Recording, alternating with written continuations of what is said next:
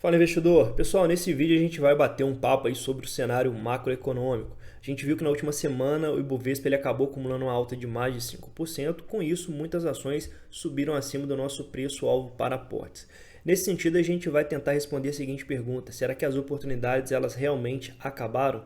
Será que seria o momento para a gente segurar os aportes, recompor o nosso caixa?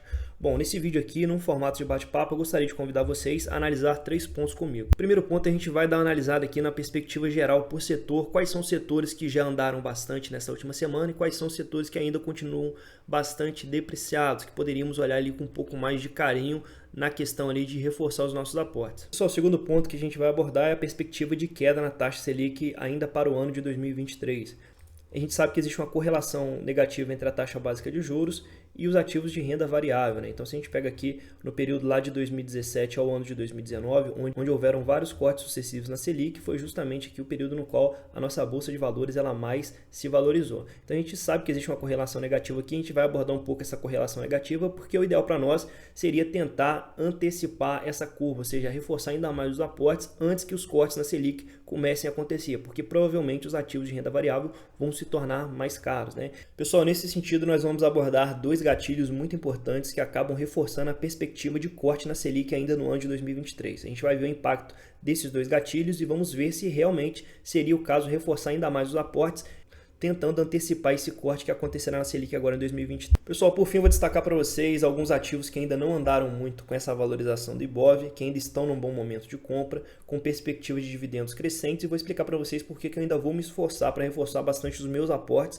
antes que ocorra eventualmente ali os cortes na taxa Selic. Pessoal, é claro que aqui nós estamos conversando sobre renda variável, né? E as nossas perspectivas, as nossas premissas aqui, elas podem eventualmente não se concretizar. Tá? Nesse sentido, a gente entende que qualquer ruído político, qualquer decisão equivocada, aí, tanto por parte do Banco Central ou até mesmo por parte do presidente da República, podem acabar acarretando num cenário ainda mais volátil para a Bolsa no curto prazo. Mas nós estamos trabalhando aqui com as perspectivas mais lógicas, né? O que a gente vê se desenhando para o cenário futuro. E com base nisso, a gente vai fazer um bate-papo aqui para tentar entender o que seria interessante fazer agora com os novos aportes. Se esse vídeo te ajudar, eu peço que você fortaleça o nosso canal se inscrevendo e acompanhar o nosso conteúdo.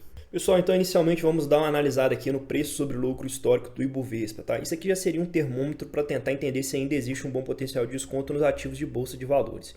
Já excluí aqui Petrobras e Vale, porque essas duas commodities aqui acabam distorcendo o PL histórico, jogando ele ainda mais para baixo.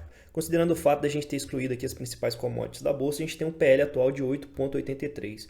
Olhando aqui de uma forma geral, a gente percebe que ainda está com um potencial de desconto bom. Não tão bom como há 2 semanas atrás. Quando a gente olha aqui para o dia 23 de março de 2023, esse PL tocou 7,78. Então foi o ponto de maior desconto. E realmente nesse dia a bolsa apresentou excelentes oportunidades. Depois disso, o Ibovespa ele já acabou caminhando um pouco, né? Atualmente o PL está em 8,83, já caminhando para um preço sobre o lucro de 9. Tá? Mesmo assim, ainda está relativamente descontado. É claro que nesse contexto aqui a gente vai tentar identificar as ações que andaram menos, as que ainda têm um grande potencial de desconto no longo prazo. Pessoal, agora uma coisa bastante interessante aqui, né? A gente sabe que existe sim uma perspectiva aí de desconto na bolsa ainda, mas a gente também sabe que existe aqui uma expectativa de cortes na Selic. E quando a Selic ela começa a ser reduzida, o que acontece com os ativos de bolsa de valores, tá? Muito cuidado, pessoal, porque isso aqui acaba sendo aqui uma grande armadilha, principalmente para os investidores iniciantes. Então, o investidor muitas vezes está lá na renda fixa, ganhando os 13%, 14% dele no CDB privado, ou então até mesmo 12% líquido aí com o Tesouro Selic. E o que acontece? Ele vai começar a ver essa taxa básica de juros da renda fixa se reduzindo com o tempo, né? Só aí nesse momento o pequeno investidor ele acaba migrando os ativos dele de renda fixa para a renda variável. Só que a gente sabe que principalmente o mercado como um todo ele já antecipou todo esse movimento. Então os grandes investidores, os investidores institucionais, eles começam a realizar a movimentação exatamente agora, antecipando a queda futura da Selic. Então a gente teve aqui o IPCA vindo abaixo do esperado, que acabou impulsionando a bolsa na última semana. Então esse foi o grande gatilho que acabou trazendo a valorização acentuada para a bolsa de valores agora nessa última semana. E a gente tem também aqui a perspectiva de entrega do arcabouço fiscal agora na segunda-feira. Então esse aqui já é o segundo gatilho que vai aumentar ainda mais a percepção de que existe sim uma grande possibilidade de corte na Selic ainda no ano de 2023. Pessoal, então caso o arcabouço fiscal ele agrade o Roberto Campos Neto, e somado a isso nós tenhamos aqui uma contínua queda do IPCA nos próximos meses, esses dois gatilhos nos levam a crer que haverá sim corte na Selic ainda no ano de 2023. E o mercado já está, como um todo, antecipando essa queda. É claro que o primeiro corte que vai acontecer vai ser um corte pequeno, mas já vai sinalizar para o mercado que existe uma tendência de reduzir a taxa básica de juros. Com isso, pessoal, a gente vai ter justamente uma perspectiva de acabar aumentando a precificação em cima dos ativos de bolsa de valores. Tá? Então, as ações, principalmente as ações mais alavancadas, elas sofrem bastante com um cenário de taxa de juros muito elevado como esse, de 13,75% ao ano. Pessoal, nesse sentido, cabe destacar que as empresas mais alavancadas, elas tendem a ser muito mais favorecidas nesse cenário aqui de corte da taxa Selic, principalmente porque elas vão ter ali o resultado financeiro delas muito mais aliviado com essa queda na taxa de juros. Empresas como a Klabin, empresas que demandam alto capital intensivo, empresas do setor de energia elétrica que demandam alto investimento em CAPEX, essas empresas tendem a ser mais beneficiadas. E também empresas do setor de construção civil, como a própria EZTEC. A EZTEC hoje está com estoque gigantesco, né, que não está conseguindo realizar lançamentos, porque existe uma percepção de alta, né, na adimplência. E segundo ponto, porque fica muito mais difícil para o cidadão tomar dívida pagando juros altíssimos. Então tudo isso daí diminui o apetite por financiamento. Então essas empresas do setor de energia elétrica, empresas que demandam um alto capital intensivo, empresas do setor imobiliário devem se beneficiar bastante desse corte na taxa dos juros. Quando a gente olha para o gráfico do Ibovespa, a gente percebe sim que isso aconteceu entre os anos de 2017 e o ano de 2020. Entretanto, do ano de 2020 em diante, a gente vê que o Ibovespa está praticamente lateralizado. O lucro das ações crescendo bastante, entretanto a cotação apanhando demais para o mercado. Então, nesse sentido, ainda existe sim, pessoal, algumas oportunidades pontuais. Agora eu acredito ser um bom momento de reforçar ainda mais os aportes, antecipando esse ciclo de alta no Ibovespa. Pessoal, com isso existem 3 ações que estão no meu radar para que eu possa reforçar os aportes nos próximos meses, tentando aumentar a posição antes que de fato exista uma maior precificação em cima dos ativos de renda variável. Essas 3 ações são a Neoenergia, tá? A Klabin e a Celesc. Estou dando uma olhada aqui nessas ações, pessoal, porque elas estão muito depreciadas com perspectiva de retorno a longo prazo. A Klabin, principalmente porque essa queda na taxa dos juros ela vai favorecer bastante o resultado financeiro da companhia, e somado a isso nós temos aqui o projeto Puma 2, que já entra em operação agora em 2023, gerando aumento na produtividade de 20% da Klabin, é uma coisa bastante interessante, principalmente porque esse projeto Puma 2 ele vai entregar produtos com maior valor agregado, como o papel Kraftliner e o papel Eucaline. A segunda empresa, pessoal, é a Neoenergia, talvez a empresa do setor de energia elétrica mais descontada hoje. A empresa está entregando um resultado fenomenal nos últimos 5 anos, crescendo demais o EBITDA, crescendo muito o lucro líquido e também enxugando ali os custos.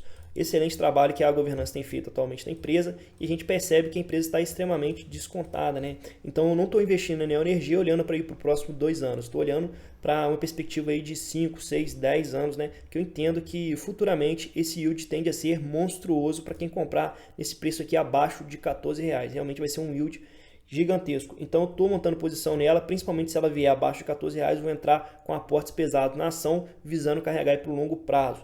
Terceira ação, pessoal, é a Celesc, é uma ação um pouco mais arriscada, uma ação estatal, que tem uma liquidez muito baixa, né? Às vezes vocês estão olhando para essa ação aqui na minha carteira e estão pensando, por que esse cara está fazendo investindo em Celesc? Só que eu entendo que a Celesc é a Copel 10 anos atrás, ela está passando por uma reorganização, pessoal. Pessoal, e analisando numa perspectiva de longo prazo, a gente percebe que a Celesc ela tem melhorado lentamente aqui os seus indicadores de eficiência. Então a margem líquida foi negativa em 2016, mas a gente percebe a reestruturação da empresa quando essa margem começa a crescer lentamente, que já chegando na casa dos 5,36%, que ainda é uma margem líquida baixa, mas como eu falei para vocês, eu enxergo uma transição acontecendo na empresa, por isso eu estou me antecipando, pegando uma empresa aqui que tem um risco um pouco mais elevado, entretanto, com um valuation extremamente descontado. Então a gente está falando aqui de um PL de 3,35 e um preço sobre valor patrimonial de 0,63. Cabe destacar que o valor patrimonial da empresa é R$ 75,00 e hoje está sendo negociado a R$ 47,00. Hoje ela está com dividend yield de 10,5%, considerando que ela pagou nos últimos 12 meses. Mas quando a gente analisa aqui, a empresa está com lucro por ação de R$ 14,00 e com endividamento bem baixo, que pode acabar abrindo espaço aqui para um payout mais elevado aqui nos próximos 2 anos. Então aqui vai ser renda passiva na veia, e vou carregar essa empresa aqui durante muito tempo, principalmente olhando aí para uma possibilidade de privatização no longuíssimo prazo. Pessoal, por fim, qual seria o momento ideal para parar de aportar em bolsa de valores? Bom, eu acho bastante interessante para longo prazo o investidor ele trabalhar com a alocação estrutural da sua carteira de investimentos, principalmente considerando ativos que tenham correlação negativa, como a renda fixa e a renda variável. Por que isso aqui é muito importante a longo prazo? Pessoal, eu vou falar uma experiência pessoal para vocês. Eu passei pelo ano de 2020 e eu não tinha muito caixa. Sendo bastante sincero para vocês, pessoal, dói. Vocês vão sentir dor em não ter uma reserva de oportunidade em momentos de queda abrupta das ações. Vocês vão ver ações sendo negociadas a preço de banana e você não vai ter muito recurso para montar posição. E é justamente nesses momentos de alta aversão ao risco que você consegue acelerar demais a sua renda passiva no longo prazo, porque você consegue comprar ações ali a preço de banana com os fundamentos intactos. Então é muito importante que você tenha um caixa robusto. E uma forma de você ter um caixa bastante robusto é você fazer uma alocação estrutural. Então estabeleça uma porcentagem para renda fixa dentro do seu portfólio, principalmente para que essa renda fixa ela seja ali a sua cartada em momentos como esse, você ter bastante recurso para reforçar demais a sua posição em excelentes ativos. Então, com isso, pessoal, uma alocação que eu acho interessante é essa alocação de 70-30, 70% na renda variável e 30% na renda fixa.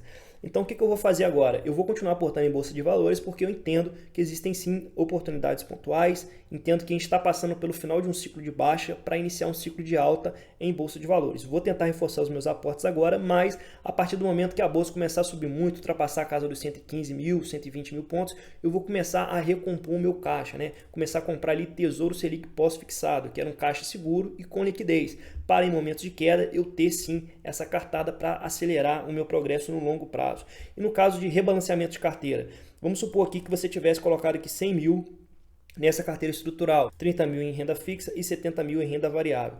Porém, agora a gente tem a perspectiva de alta do Ibovespa e vamos supor que essa aplicação em renda variável ela aumentou para 80 mil reais, ou seja, ela teve um aumento aqui de 15%. Como é que você vai rebalancear esse portfólio?